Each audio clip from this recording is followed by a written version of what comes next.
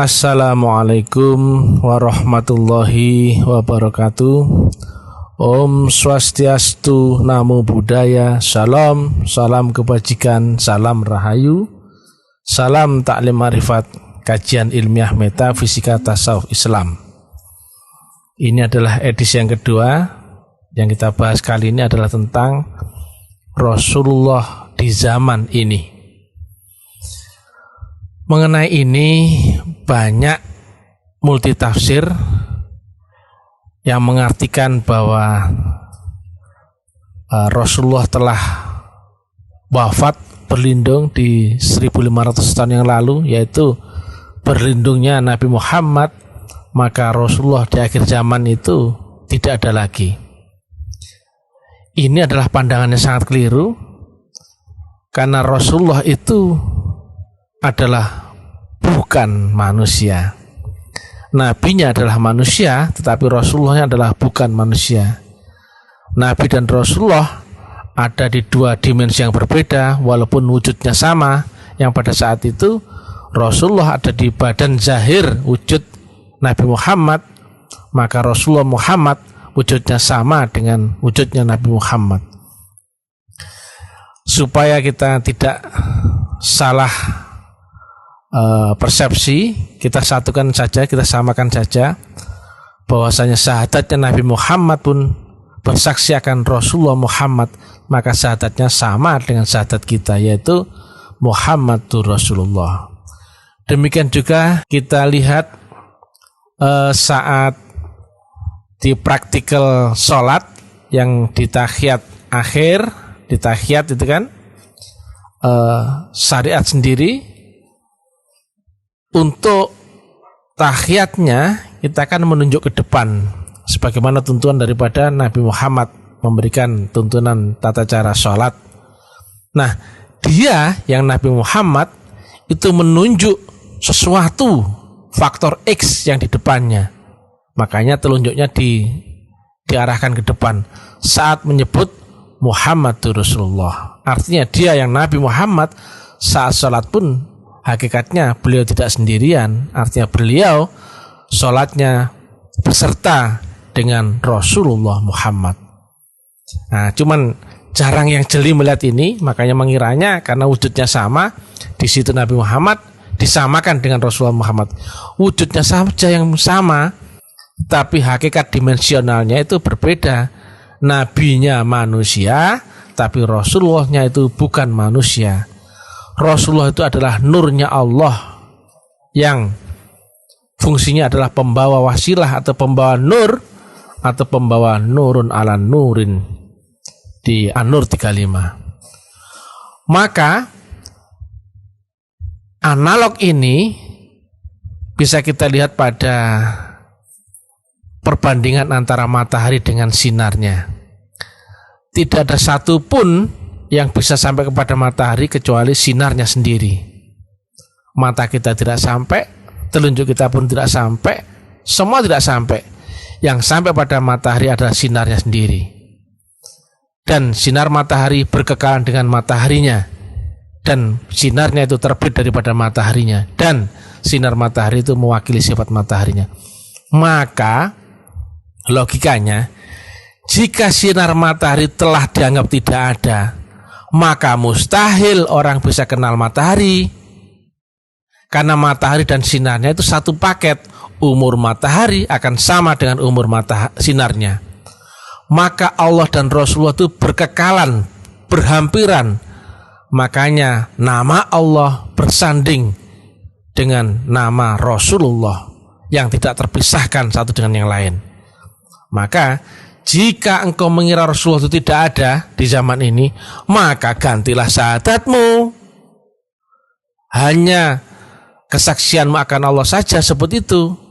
Kalau misalkan engkau yakin bahwa Rasulullah tidak ada di zaman ini, itu tidak mungkin. Jadi Allah dan Rasulullah itu berkekalan. Ya, yang sampai pada kita adalah nurnya atau Rasulullah itu, atau nur ala nur itu tadi. Barulah nur itu yang akan menghantarkanmu menuju Allah Ta'ala, mengenal Allah. Maka sebelum kau kenal Allah, wajib kau kenali dulu Rasulullah. Dan sebelum kau kenal Rasulullah, wajib kau kenali dulu orang yang membawa nur itu. Dulu orang itu adalah Nabi Muhammad, yang di baliknya adalah Rasulullah Muhammad, yang di ujungnya adalah Allah Ta'ala sendiri. Maka siapakah yang disebut dengan Rasul di akhir zaman atau di zaman sendiri? Karena ternyata di At-Taubah 128 ada seorang utusan yang itu di zamanmu sendiri. Berarti zaman ini juga, di zamanmu, di antara kamu, dari golongan manusia sepertimu, seorang manusia yang itu adalah mewarisi estafet yang membawa gelombang Rasulullah di akhir zaman, yaitu di zamanmu sendiri.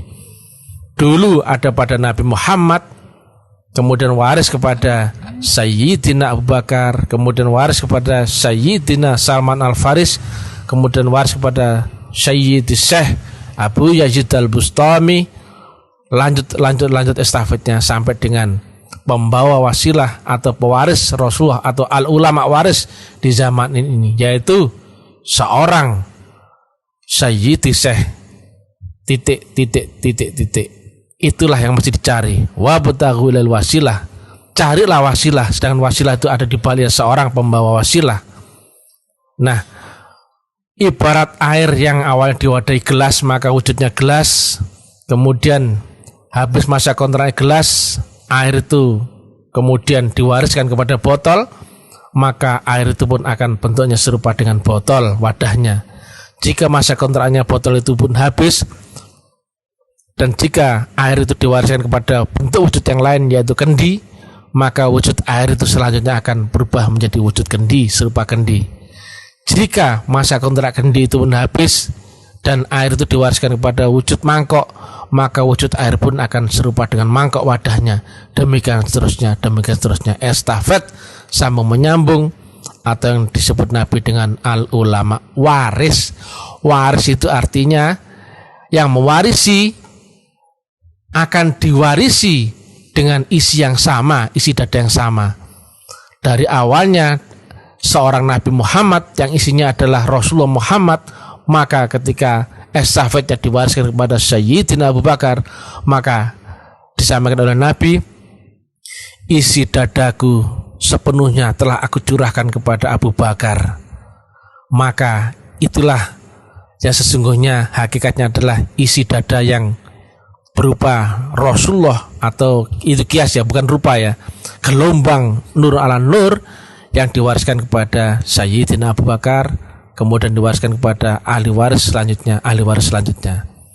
Maka tidak mungkin jika orang mau mengenal Allah tanpa lewat Rasulullah, maka tidak mungkin tidak ada Rasul atau tidak ada Rasulullah di zaman ini. Walaupun sebutannya saja yang tidak disebut Rasul, karena itu untuk membedakan zaman sebelum Nabi Muhammad, zaman momentum Nabi Muhammad, dan zaman setelah Nabi Muhammad. Maka di zaman akhir, pewaris Rasulullah ini disebut dengan al-ulama waris, yang disebut di Al-Kahfi 17 sebagai waliyam mursyida, guru pembimbing rohani. Wujudnya adalah manusia atau seorang manusia, tidak pernah berwujud wujud yang lain. Jika di dalam kitabnya disebutkan adalah seorang manusia, maka selama dunia terkembang pun berarti wujudnya Rasulullah, wujudnya wali mursyida adalah seorang manusia. Yang itu patokannya adalah di zamanmu sendiri. Jadi jangan berkhayal mau membayangkan Rasulullah Muhammad di zaman 1500 tahun yang lalu, yang fotonya nggak ada, gambarnya nggak ada. Kamu hanya tahu tentang cerita yang diceritakan, yang kamu percaya hanyalah ceritanya orang. Maka itu bukan ilmu hakul yakin, itu ilmu cerita, ilmu yakin. Yang melihat pun, itu pun masih belum diterima oleh Allah. Ainul yakin masih belum diterima. Baru hakul yakin, kau lihat sebagai alam yang fakta, nyata, realita, kau buktikan sendiri, itulah hakul yakin. Maka untuk mengenal Rasulullah adalah mesti mengenal pewarisnya, atau disebut dengan khalifah Allah dan khalifah Rasul di zamanmu sendiri, yaitu di zaman ini. Itu ada seorang manusia, itu yang membawa estafet kerasulan, walaupun orangnya nggak disebut rasul, orangnya nggak disebut nabi, karena disebutkan di dalam kitab Khatamul Anbiya adalah pada zaman Nabi Muhammad. Tapi al ulama waris adalah al ulama atau ulama yang mewarisi. Maka yang mewarisi berarti menerima dari apa yang diwariskan, berarti isinya sama. Jika saya misalkan telah memiliki harta 3 ekor bebek, 4 ekor lembu, kemudian saya wariskan 3 ekor bebek dan 4 ekor lembu itu kepada orang yang saya warisi, maka otomatis dia pun punya 3 ekor bebek dan 4 ekor lembu. Itu sama dengan yang saya miliki sebelumnya. Karena apa? Telah saya wariskan kepada orang itu, maka orang itu juga memiliki apa yang sebelumnya saya miliki. Itulah yang disebut dengan ulama waris, bukan sembarang ulama. Jadi jika itu Allah mengarahkan tentang sebutan ulama, maka tidak lagi diembel-embel dengan ulama waris. Al ulama waris adalah ulama yang mewarisi daripada estafet Rasulullah, yang sebagaimana disampaikan oleh Imam Ghazali, bergurulah kepada guru yang dari guru ke gurunya, dari guru ke gurunya, dari guru ke gurunya, sampai kepada guru agung Rasulullah Muhammad. Dan Rasulullah Muhammad tidak terdinding dari segala rahmatullah, maka terhantar langsung ketika kau berguru kepada gurumu, maka sehakikatnya kau berguru langsung kepada Rasulullah Muhammad, dan Rasulullah Muhammad terbit dari sisi Allah Ta'ala sendiri. Maka mencari wasilah itu adalah kita utamakan dengan mencari sang pembawa wasilah di zamanmu sendiri. Tanpa ketemu itu, engkau pun tidak mungkin ketemu wasilah.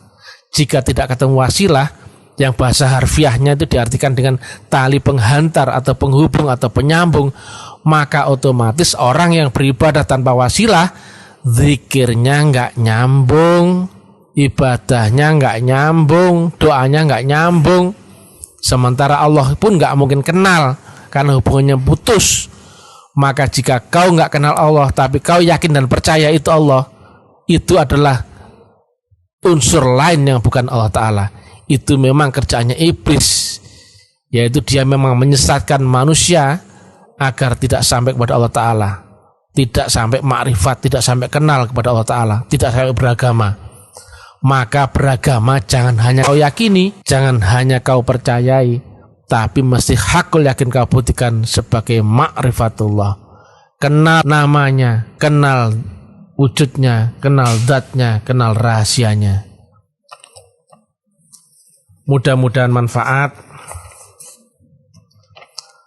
mudah-mudahan bisa memberikan gambaran. Salam taklim ma'rifat, salim kebangkitan tasawuf ilmiah. Jangan lupa ikuti uraian-uraian ilmiah kami di FB, WA, YouTube, Instagram, Telegram, dan lain-lain. Dan bagi yang serius ingin belajar, silakan hubungi admin dan bantu share agar banyak yang bisa ikut tercerahkan. Sekali lagi, jika tidak engkau temukan pewaris Rasulullah di zamanmu sendiri, maka otomatis ibadahmu tidak akan sampai, karena engkau pun tidak akan kenal Allah Ta'ala. Jika kau tidak kenal Allah, maka kau tidak ma'rifat, dan maka kau pun belum beragama. Yang kata Nabi, awaluddin ma'rifat, akhiruddin ma'rifat. Bila taufiq wal hidayah, bila ridho wal inayah, ilahi anta masudi wa ridho kamarubi. Assalamualaikum warahmatullahi wabarakatuh.